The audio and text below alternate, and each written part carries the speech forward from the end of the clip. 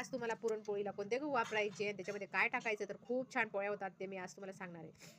तर बघा, हे आपले लोकण गहू आहेत. लोकण गहूंचे बी प्रकार असतात.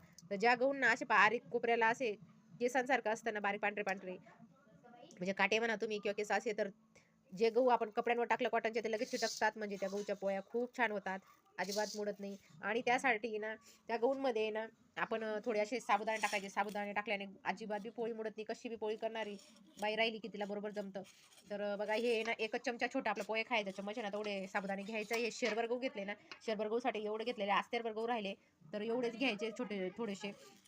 अस्तेर गहू राहिले तर मग एवढेच घ्यायचे.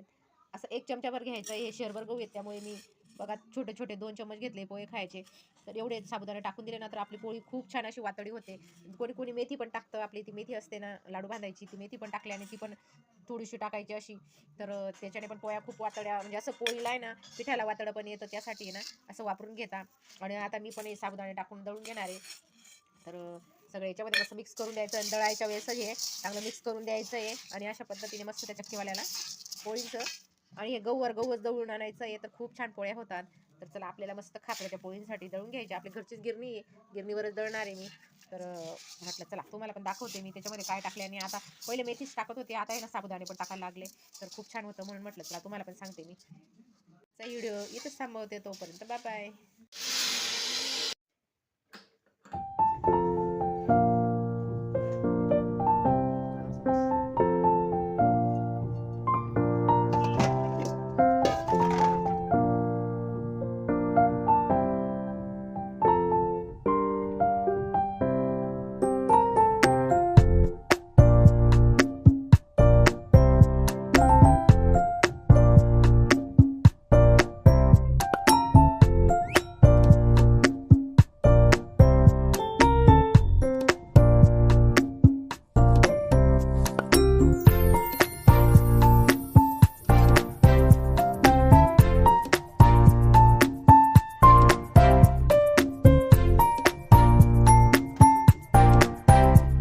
एवढ्या छान अशा मला मला पोळ्या जमलेल्या आहेत ना, तुम्ही बघू शकता. इतक्या भारी मऊ लुसलुसीत पोळ्या झाल्या, खूपच छान. तर बघा, बघू शकता.